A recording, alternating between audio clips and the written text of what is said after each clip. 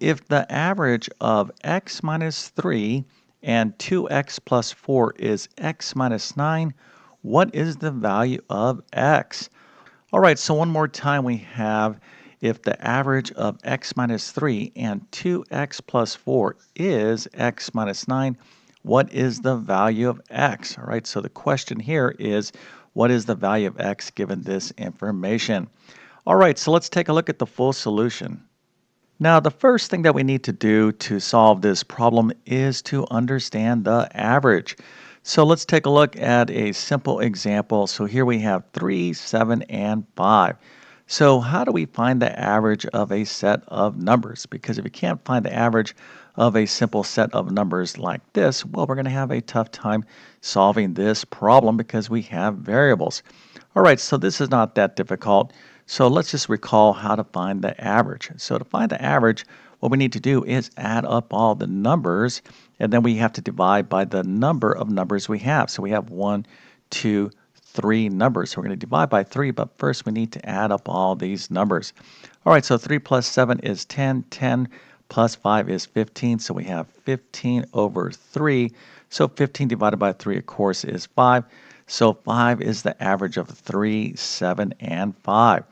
Okay, so that is how you find the average. There is another name in mathematics for the average that is called the mean, and you don't want to confuse that with another word called the median. So this is really important basic statistical concepts, but as long as you understand how to find the average, well, you should be able to solve this problem, assuming you have some basic algebra skills. So now what we have is the following. Okay, so we're told we have x minus 3, 2x plus 4, and the average of these two variable expressions is x minus 9. So the average of x minus 3 and 2x plus 4 is x minus 9. Now, anytime you see this word in math that means the equal sign. So we can kind of distill this problem down like this. So we have x minus 3, 2x plus 4. You can think of these as two values. That when we find the average of these two values, the answer is x minus 9. Okay, so with this in mind, what we need to do is set up an equation to solve for x. Now, to find the average of x minus 3 and 2x plus 4, what we need to do is add these things up. So these are what we call variable expressions in algebra, but effectively they represent a value. So we need to kind of add up this number with this number, and because we have two numbers or two values here, we need to divide by 2. This will give us the average, which of course is x minus 9. So you can see here we have a nice algebraic equation that basically relates this problem. All right, so the average of x minus 3 and 2x plus 4 is equal to x minus 9.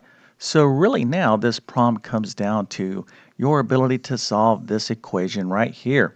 All right, so we have x minus 3 plus 2x plus 4 over 2 is equal to x minus 9. So now we need to focus on solving for x in this equation. Now the first thing that we want to do here is clean up this numerator. So we have some like terms. In other words, we can combine this x with this 2x right here, and this negative 3 and 4. So let's go ahead and clean up this numerator before we talk about solving the rest of this equation. All right, so here is x minus 3 plus 2x plus 4 over 2 is equal to x minus 9.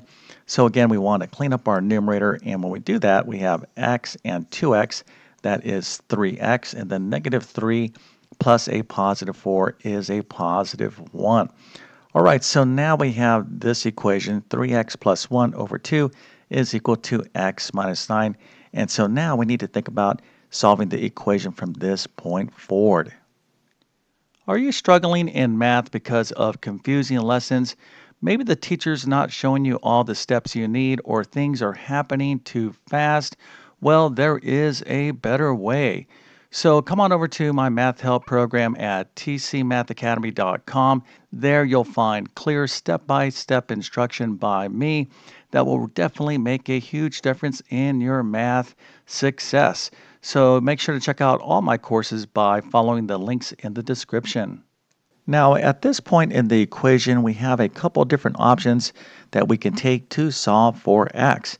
But the first thing that we want to notice is that we have a fraction over here where the numerator or the denominator has a variable. Now, in this case, the numerator is a variable expression, 3x plus 1. So this type of equation in algebra is called a rational equation. And effectively, that just means that we have an expression that is a fraction where a variable is involved. All right, so there's two different ways we can think about this equation. Now, the first way we can think about this equation is that we have a fraction over here to the left, and we can think of this over here to the right as a fraction as well. Now, you might be saying to yourself, hey, Mr. YouTube Math Man, I don't see a fraction, I just see x minus 9. Well, if you put anything over 1, well, now you have a numerator and a denominator. Okay, so we could think of this as one fraction that is equal to another fraction. Now, why is this important?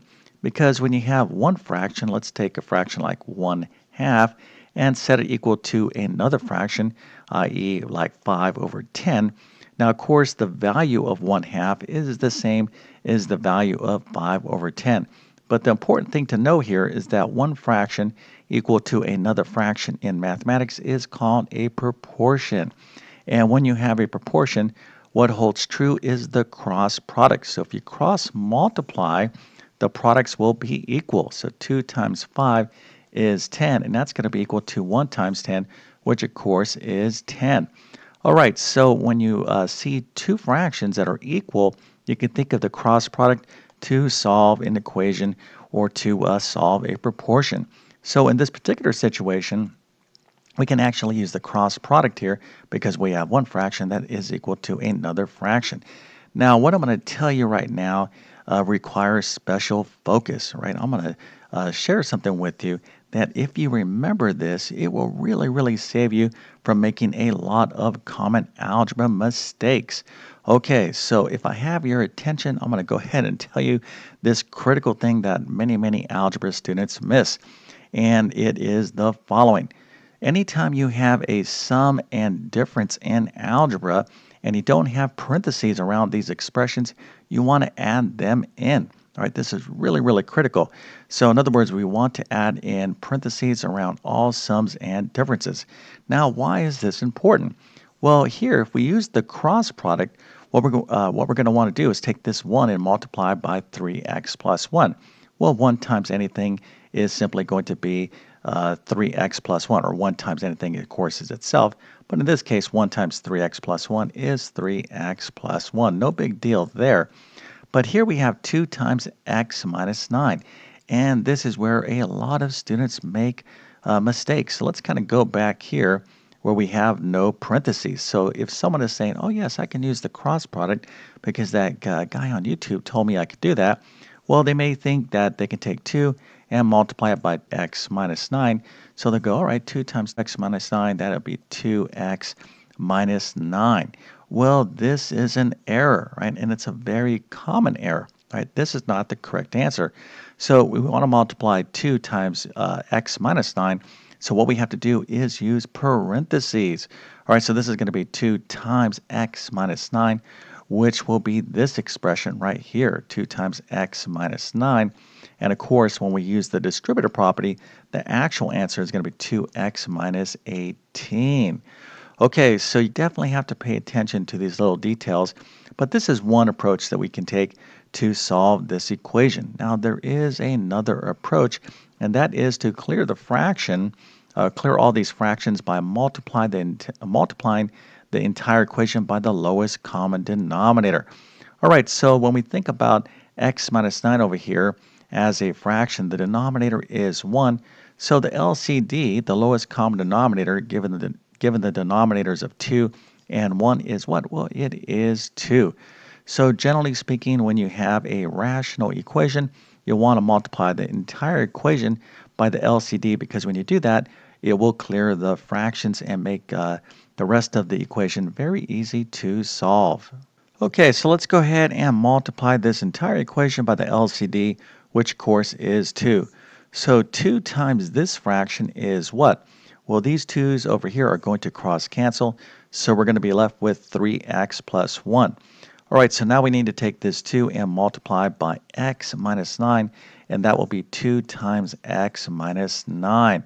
All right, so let's take a look at the result of doing that. We're going to end up with 3x plus 1 is equal to 2 times x minus 9. Now, of course, again, when we use the distributive property, we're going to take that 2 and multiply it by x. That's 2x, and 2 times this 9 is 18. So we have 2x minus 18 on this side, and 3x plus 1 on the left-hand side. So now all we have to do is solve this equation for x. Okay, so to finish up solving this equation, what we want to do is get all of our variable terms to the left-hand side of the equation and all of our numbers to the other side. Okay, so we have 2x minus 18 on the right-hand side of the equation. So let's go ahead and move this 2x over here to the other side of the equation. All right, so we're going to get all of our variable terms to the left-hand side. So how can I move this 2x on the right-hand side of the equation to the left-hand side? Easy. All we have to do is follow the golden rule of algebra, and that is whatever we do to one side of the equation, as long as we do the exact same thing to the other side, well, it is perfectly legal to do in mathematics. Okay, so we're going to subtract away a 2x from the right-hand side of the equation to get rid of this variable term on the right. But by doing so, we need to do the exact same thing over here to the left-hand side. All right, so we're going to subtract 2x from both sides of the equation, and then we're going to add down in a column manner. And if you notice here, I'm writing this in a very specific format, and this is the format that you want to follow. Okay, so 3x minus 2x is going to be 1x or x. 1 plus nothing is simply 1. 2x minus 2x is 0. We don't need to write that. And then negative 18 plus nothing is negative 18. Okay, so now we have all of our variables to the left-hand side. Now all we have to do to solve this equation is move this 1 to the other side of the equation. And this is going to be very easy to do because we have a positive 1 on the left-hand side. I want to get all my numbers to the right-hand side. So what we need to do here is subtract 1 from both sides of the equation. Okay, so now we're going to add down in a column manner. X plus nothing is x. 1 minus 1 is 0. We don't need to write that. Negative 18 plus a negative 1 or negative 18 minus 1 is negative 19, which is our answer. Okay, so how did you do? Well, if you got this right, I definitely have to give you a nice little happy face, an A plus, and a 100% great work. Now, if you need additional help in algebra, anything that's going on here, I would recommend a few courses for you. So you may want to check out like my Pre-Algebra or Algebra 1 course. Now, if you're interested in relearning mathematics, so maybe you didn't really feel like you learned math right the first time, or maybe you were great in math and you kind of want to recapture those skills, you might be interested in my Math Skills Rebuilder course. In that particular course, I start off in basic math, and then I get into a ton of algebra and geometry and even some other things as well. You can find links to all these courses in the description of this video. But with all that being said, I definitely wish you all the best in your math adventures. Thank you for your time and have a great day.